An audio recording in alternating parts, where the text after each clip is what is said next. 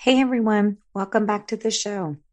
I'm really happy and grateful that you're able to be with me today. We are going to talk about something that I think for a lot of women can be really embarrassing. We are going to be talking to a special guest, and the topic here is going to be all about vaginas. And yes, you heard me say that right. We're talking about vaginas. The big thing that we're going to be talking about more specifically is pelvic floor therapy. So I have a special guest on today, Dr. Lucinda Hayburn, and we like to call her Lucinda, and she is a licensed and board certified physical therapist. But since we're talking about vaginas, you know that she's probably not a regular physical therapist as you're thinking of it. She is a physical therapist who specializes in women's health. So some of the bio on Dr. Hayburn is that she's basically been doing this for over 7 years, and she has a history of being a massage therapist. So she's been doing body work for over 14 years. Today, some of the conditions that we're going to talk about, which Lucinda specializes in, includes things like pelvic pain, pregnancy, and postpartum related conditions, as well as chronic pain. So a little bit about Lucinda is she was born and currently works and resides in the Philadelphia area. She is a private PT and also practices therapeutic massage. In her women's health specialist role, she works in a hospital-affiliated outpatient setting.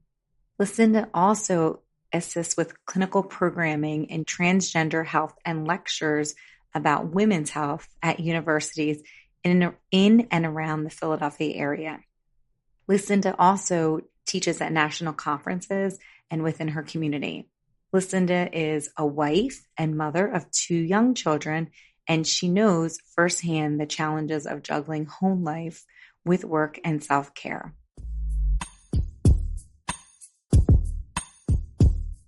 Hey everyone, welcome to the Whole Health Empowerment Project podcast. I'm your host, Trisha, registered dietitian, nutrition coach.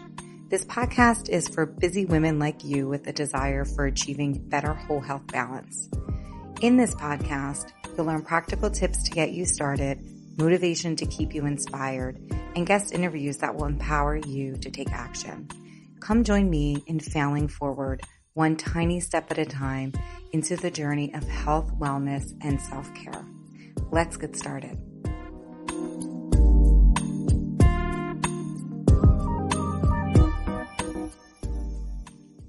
Hi, Lucinda. Welcome to the show today. Hi, Trisha. Thank you so much for having me. So I wanted to ask you a couple questions. We are going to talk about vaginas today, and our guest is Lucinda. So Lucinda, let's dive right into it. So what is pelvic floor therapy?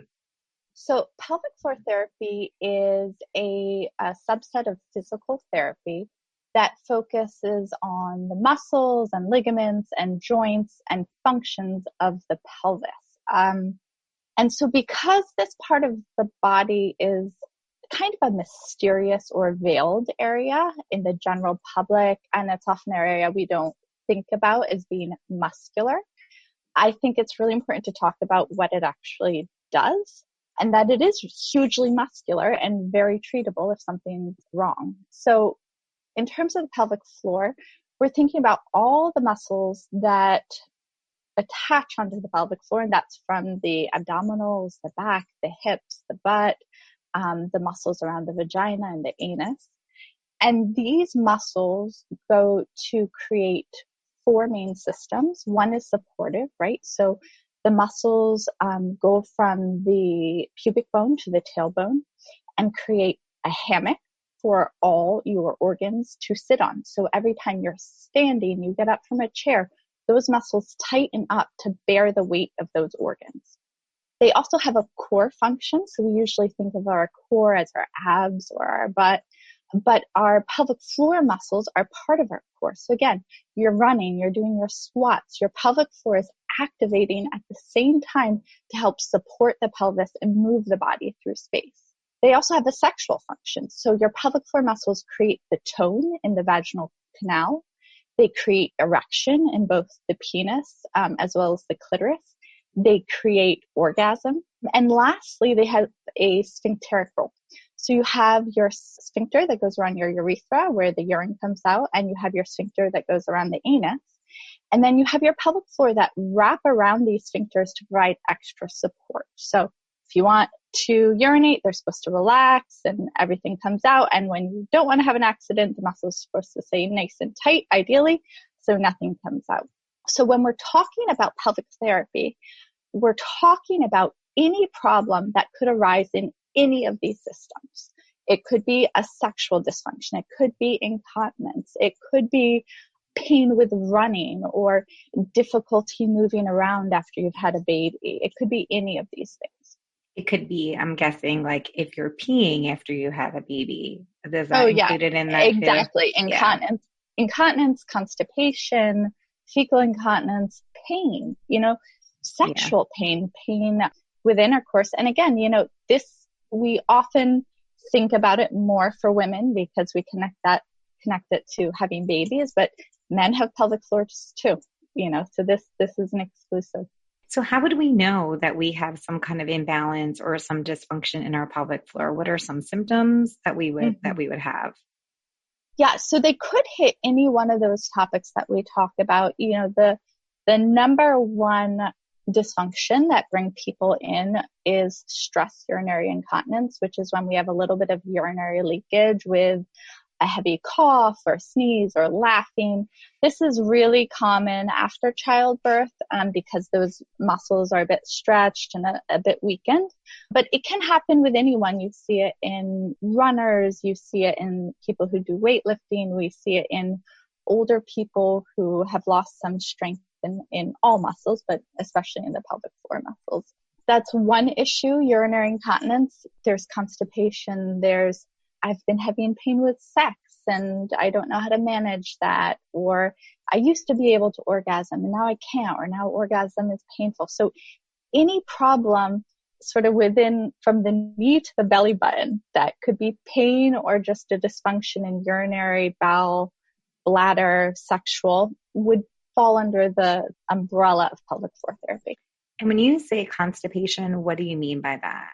So how Mm-hmm. would I know that I'm not having constipation related to I'm just not eating well as related Yeah. to something that's a bigger issue like pelvic floor dysfunction? Oh, and that's such an interesting question because as a physical therapist, I'm always thinking muscles, ligaments, joints, and treating the body from a very orthopedic standpoint. But within the pelvic floor realm, we really look at the person holistically. So in terms of something like constipation, but even also in terms of urinary function or sexual function, we are also taking a broad look at their whole lifestyle. So that includes things like diet and water intake. So someone comes in the room and they say, oh, I'm constipated. For us, that technically means they have 3 or less bowel movements a week and that they have difficulty or pain with bowel movements. And we are going to, assess the pelvic floor muscles from a physical standpoint to see how strong or not strong or how much control or lack of control you have over those muscles. But we do investigate, at least in a superficial sense of, are you eating fiber? Do you drink water? What are your stress levels like? Do you know how to sit on a toilet to have a bowel movement? All these things that you think would be obvious are oftentimes really not obvious. So you mentioned that you are a physical therapist, and it sounds Mm-hmm. like as a physical therapist, when I think of a physical therapist, I'm thinking of, oh, I'm going to have someone look at my hip, or I'm going to go to, like a gym with a lot of equipment. So because you're a women's health therapist, physical therapist, what does that look like when someone comes in and does pelvic floor therapy with you? Like it seems like something that would be so intimate. So what does that environment look like so that I wouldn't be scared to come in and do something like that? Yeah, that's a really good question. So when someone comes into me to discuss their pelvic floor issues, as you mentioned, it can feel scary. It's a private part of our body. It's not a part of our body that we often want to share if there's a problem with. It's often associated with shame or vulnerability, a lot of association with trauma. I have a lot of trauma patients. So this can be a really emotional type of physical therapy. And so the number one thing I can say is when you come in, you're coming into a safe environment in a one-on-one private setting in a room with someone who is there to listen to you and ask you a lot of questions. And we have a lot of time with our patients. So, at minimum, I have 45 minutes one-on-one time with my patients. And often it's more like an hour or more. And from the very first session, my goal is to really hear the story, to understand what's been going on. What have you tried? What have you not tried? What have you read? What have doctors told you? What tests? And it's really understanding the picture, because from that picture, I learned so much without even touching the person, without even doing that physical assessment. Just from hearing that story, I've learned so much. And usually patients tell me that it's that first session where things really start to change for them, because I provide education, I provide a space that they can really get into the topics that they want to talk about. And so usually from that very first session, they feel like things are going to change for them. So that's day one, is that we get a story and we do a physical assessment, so I'm looking. Yes, I'm going to assess the joints and the muscles, and usually that's going to include an assessment of the person's lower back and hips and possibly other joints. Postural assessment, looking at the way they move through space. It also entails a pelvic floor exam, which is either going to be a vaginal exam or a rectal exam, depending on the sex of the person and the nature of their problem. So applying gentle pressure around their vaginal or rectal openings, and then an internal exam similar that you might have at a gynecologist without the scary speculum. And then what would happen with the treatment? So Mm-hmm. just to kind of go through like the logistics. So you kind of go into a room, and my guess is that you would lay down on the table or something Mm-hmm. like that, right? You would do the assessment. And then what would the treatments consist of? I'm guessing it would be different based on what you found, but how invasive would that be? Yeah. So as you guessed, treatments are really varied between people and situations. And we use a variety of techniques that people are already going to be familiar with. So things like stretching and core strengthening that you associate with physical therapy. We're also going to be doing things like bladder and bowel retraining. So I give people really horrible bladder diaries that they have to fill out. And, I guarantee them that they're going to be cursing my name for the next 3 days because they're horrible to fill out. So we really dive really deep into what their daily habits look like. And we do a lot of talking about compromising. I'm not going to tell someone not to drink coffee, because I would never do that to someone. But I might say, hey, when you have a cup of coffee, can you also have a glass of water? Or can you throw in 10 pelvic floor contractions every time you're standing waiting at the bus? Or, trying to make those lifestyle changes. There is usually some component of hands-on work as well. And depending on what the issue is, so if we're talking about someone, for example, who has pain with intercourse, that may be some internal or external work around the vagina or penis to help relax those muscles. As well, the patient might also learn how to do some of those techniques themselves. One of our big goals in PT in general is making patients as independent from us as they can be, so that when they're done with us, they move on and are confident that they have the skills to manage and prevent any further episodes. So, it could be hands-on work, it could be strengthening, stretching, talking about bowel and bladder habits. It's a lot of breathing techniques, stress management techniques, learning how to walk, sit, move. Wearing a better bra can be a big deal. There's a lot of very subtle things that go into the work. It's so crazy. I feel like I hear that women in Europe go through and they do pelvic floor as part of their treatment after they have women. But like, I never knew anything about this until I actually had to go see a pelvic floor therapist. So I just feel like it's something from all that you're talking about. There's just so much there that I feel like you would really be able to help women with, obviously. It's really interesting because I was talking to a good friend of mine who lives in France and who had her baby there, and I had 2 children in the States. And I was saying to her this point, like, oh, you don't know how lucky you have it in France. It's so amazing. She's like, what are you talking about? No, we don't have it so good. I was like, so wait, after you had a baby, you didn't automatically get pelvic floor therapy? And she was like, well, of course we had that. Of I course. mean, of course we had 6 sessions of pelvic floor therapy guaranteed. I mean, every woman had, it was so obvious. And here I have women who, either have suffered for 30 years with their pelvic floor problems, who finally had a doctor who said, why don't you try pelvic floor therapy? Or I have, moms who've aggressively searched themselves and found it sooner, but had to go through so many loopholes to get it. So So it is, unfortunate. Yeah. Like we're suffering and in silence and then nobody wants to talk about it. It's horrible.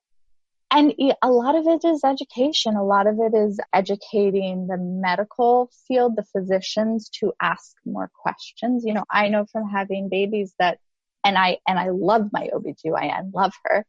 But, when I had my baby at the 6 week mark, it was sort of like, okay, you're good. Yeah, great. It wasn't, how are you feeling? How does sex feel? How, all these questions that, if you didn't know better, you would just think, oh, well, this is the way it is. I guess it's always going to hurt to have sex now with my partner. I guess every time I sneeze, I'm going to pee on myself. And I've had women say that, oh, I just thought that was my new norm. Yeah, because how would you know? That's the thing is like if your OBGYN isn't bringing it up to you, how do you know that it's become something of an issue? I think that's where is it that we need to be proactive and ask our OBGYN. For me, I asked my OBGYN maybe 2 years after I had my son, but again, I had to go through hoops. I had to go to one OBGYN and then she had to write me a script. So it does sound like there is a little bit more complexity to getting treatment. And then how do you even know if it's what's normal? So I had a baby and I'm going to pee a little bit. Does it have to be like that? Like, I don't know. I guess you would be able to tell me that. Is that my new Yeah. normal or is there No, I don't want anyone peeing on themselves. Like, Oh, just blanket statement. I don't care if you're 85 or 25. yeah. You know what I mean? I really don't feel like, for the most part, we should be peeing in our pants. So that's a sign that Yeah, maybe that there's could something that would need you would benefit from going to. totally, and even, and we're relating this very much to pregnancy and postpartum issues, which is such an obvious topic, obviously, but Yeah, I'm sure there's more. there's so much more. And even, I was listening to your first podcast about your experience with your hip pain and having that hip fracture. And, part of our advocacy that we do, especially within the OBGYN field, is that even with our pregnant patients, you shouldn't be walking around in extreme pain in pregnancy. Like, yeah, it's a little bit harder to roll in bed. And I get that. It's a little bit harder to get out of the chair. And maybe you're not running 10 miles a day or whatever. But you should feel relatively good for the most part. And so, being able to distinguish what is quote unquote like normal pregnancy discomfort in terms of the weight gain and carrying around a human in your belly versus, hey, like, my back really hurts. I'm not able to walk these couple blocks. So yes, distinguishing what we should consider normal and acceptable versus when to seek help. And then, like, when someone starts therapy, they come to you. How long does like therapy or like a treatment take? Is it just Mm-hmm. a few weeks, a couple months? Is it like physical therapy with Mm-hmm. another muscle group where we just kind of have to keep doing it and we start it? Like, how does that work? Mm-hmm. So most of my patients come in once a week for about 45 minutes to an hour. And that's really for the initial period to create that treatment plan with the patient. And it's really a plan that the patient creates with us because, as with all physical therapy, there's no magic pill where we're making you do the work. And so you have to be agreeable to the work we're giving. So, in those first 4 weeks, I generally like to see people once a week. From there, if things are really moving forward, we might space those visits apart even more, maybe every 2 weeks, because a lot of what I'm offering, is guidance through this journey. Sometimes we continue with that weekly session, especially if there's a lot of hands-on work that needs to be done. I'm thinking particularly if maybe there's scar tissue or either from a cesarean or vaginal delivery or just post-operatively, or maybe there's, a very long history of tightness or pain. So that might facilitate wanting a more weekly basis. So if things are going really well, 4 to 6 weeks of physical therapy. I would say more typically, however, it's more like 2 to 3 months of weekly or every other week visits. If we're talking about someone who's had chronic pain, part of women's health is working with issues like osteoporosis, fibromyalgia, chronic pain syndromes. That could take longer. We're talking maybe 3 to 6 months. Yeah. And then how would I know if I needed to go see someone? How would I find someone that's as specialized as you? Is there a place that I would go and look Yeah. for someone who specializes in pelvic floor therapy? So there's a great website connected with the APTA. The APTA is the American Physical Therapy Association, and it's ptl.womenshealthapta.org. And I can connect that with you so you can I can put that in the show write it notes. out. Yeah. But that's basically a women's health locator. So you type in, your zip code or your city or whatever. And I think you can even type in whatever the problem is to find someone who's really specializes in that area. Lucinda, before I let you go today, let's talk a little bit about the difference between pelvic floor therapy and Kegels. I just want to clarify this because I think that people think it's the same thing. But now that you're speaking, I can tell that it's much more complex, pelvic floor therapy. So can you clarify that for us? And I love that question because very often I think the idea is that, there's something wrong with my vagina. Let me just do Kegels. And so Kegels are really just pelvic floor contractions. So they're the way that we contract our pelvic floor up and in, is also called a Kegel. And they're great for some people. For other people, they are the last thing you want to do. So, it's a tool in the toolbox that may or may not be appropriate to you. So if you have a real problem or something you consider a problem, either, with urinary leakage or constipation or sexual dysfunction, get the script, go to pelvic floor therapy, find out if pelvic floor contraction is right for you or not, because it may be actually the opposite of what you want to do. A lot of people, I ban Kegels from their vocabulary and they are never permitted to doing it. Well, that's good. Thank you. Yeah. I really appreciate that clarification. Lucinda, thank you so much for being part of the show today. I know my community will benefit so much from this. I really appreciate it. I'm so excited to be here and that you're doing this. It's such an important topic. It sure is. Wow. Wasn't Lucinda so amazing? I hope that you guys really found value in all that Lucinda talked about today. She's just an incredible resource and just knows so much that I think we could all benefit from. If you want to find out more information about Lucinda, please visit her at her website, lucindahayburn.pt.com. Lucinda's information, if you're looking for spelling, is also going to be in the show notes. If you found value in this podcast, please rate, review, and subscribe on iTunes. Being a busy woman or mom doesn't mean that we have to give up on our health, wellness, or our self-care. Together, we can work as a community and we can take tiny, imperfect steps towards creating the whole health we desire and really we deserve.